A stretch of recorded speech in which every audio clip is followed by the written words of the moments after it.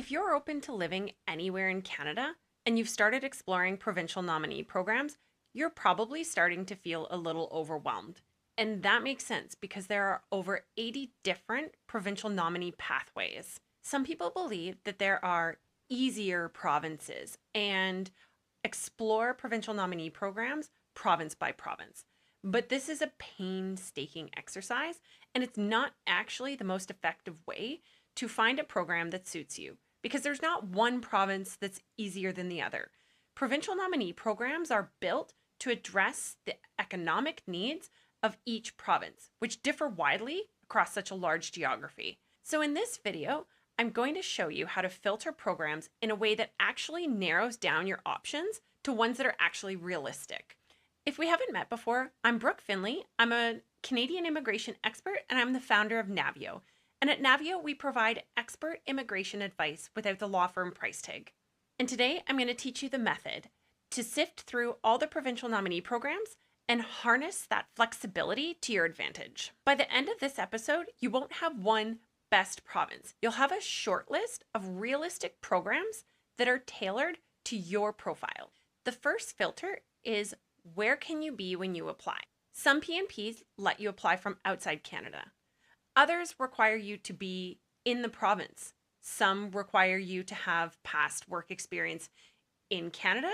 Others require you to have past work or study in that province. This is your first filter because you either meet the requirement, you have the time and ability to meet the requirement, or you don't and move on. For example, Ontario's Human Capital's Priority Stream will accept candidates who aren't in Canada, while the British Columbia Provincial Nominee Program entry-level and semi-skilled program requires you to have 9 months continuous and ongoing work experience in an eligible occupation before you apply. The next filter is whether or not an invitation to apply is required. Some provinces require that you submit an expression of interest, which they rank, and then they require you to wait for an invitation to apply before you can move ahead with your application. Other provinces allow you to apply directly once you're eligible.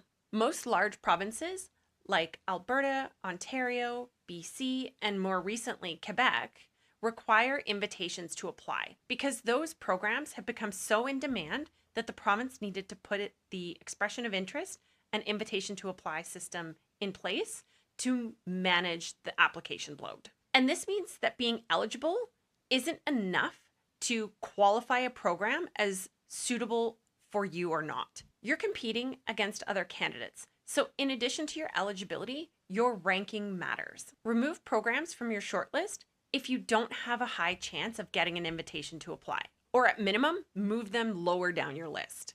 And look for provinces where your profile is more competitive or potentially programs in provinces that don't require an invitation, like the territories or targeted streams like the BC PNP Health Authority stream. So again, verify the application process, not just the eligibility criteria.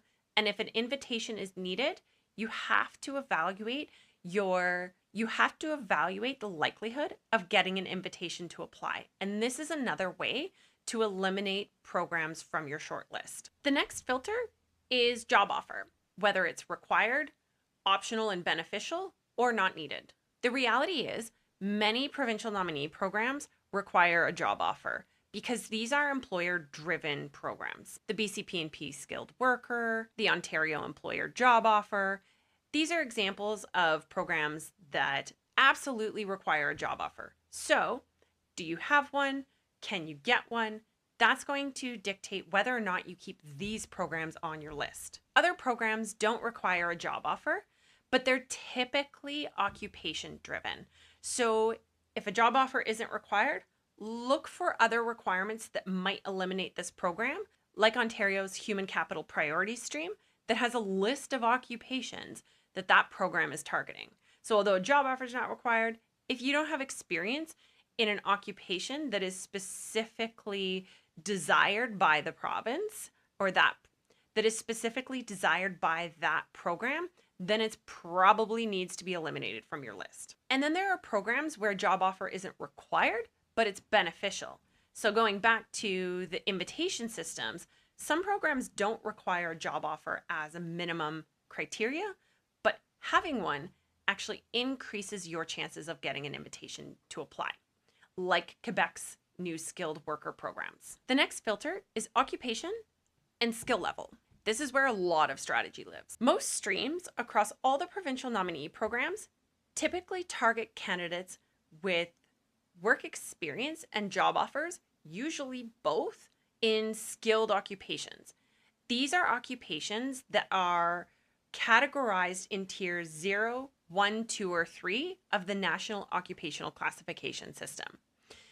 If you aren't working in a skilled occupation, then you need to look very carefully for provincial nominee program streams that target tier 4 and 5 occupations.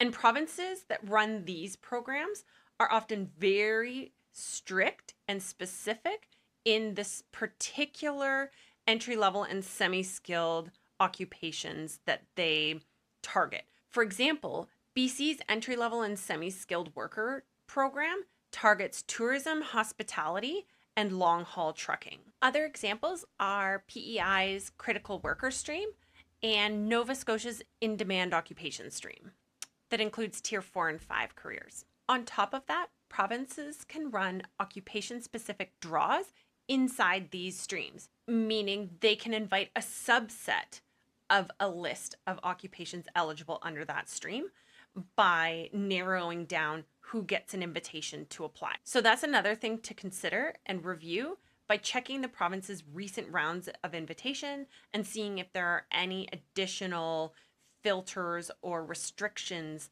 that they are implementing via their invitation system. The next filter is whether the program is express entry aligned or not.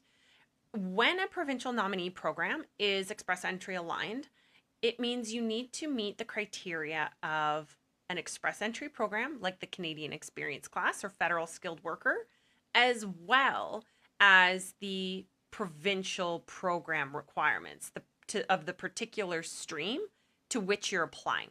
This can often get confusing. You might wonder why you would consider a PNP if you're eligible for express entry. The reality is you might be eligible for express entry, but not have a strong enough score to get an invitation to apply because express entry is invitation based.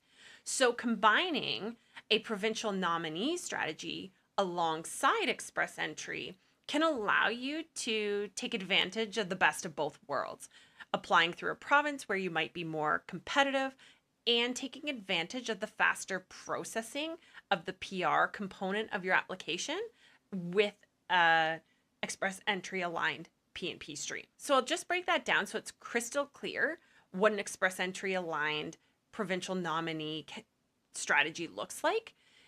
If you meet the eligibility criteria of an express entry program and you meet the eligibility criteria of a provincial nominee program that is express entry aligned, you create an express entry profile, then you typically submit an expression of interest or create a profile for the province. And once the provincial application is approved, you will get an invitation to apply for PR through the express entry system. The alternative is what's often called base streams, and those programs, and in those programs, you just have to meet the criteria of the provincial program. You would submit an application, and when that's approved, you would apply to IRCC for permanent residence through the PR portal instead of express entry. So it'll take longer. The last filter is whether or not the program is active. So some programs make it more clear than others that it is or isn't active. If you land on a program website and there is a banner at the top saying that the program is not currently accepting applications, remove that program from your list, or at least put it near the bottom with an asterisk that says check back later. Other programs might appear active. There might not be a notice right on the program page saying that applications aren't actively being accepted. For example, the British Columbia Provincial Nominee Program's skilled worker stream looks active, but when you review the rounds of invitation that have taken place this year, You can see there hasn't been a single invitation issued in that program for the entirety of 2025. So review this carefully. Look for programs that are open and actively accepting applications. So if you're flexible on location, use that as your superpower and apply our smart filtering technique to make a short list of programs, not provinces, that are actually worth your time. Click the link in the pinned comments to sign up for free on Navio HQ, where we've done the hard work for you. We've organized all the provincial nominee programs using these filters inside Navio HQ, so you don't have to sift through all of the provincial websites. Again, it's totally free for you. Just click the link below for access.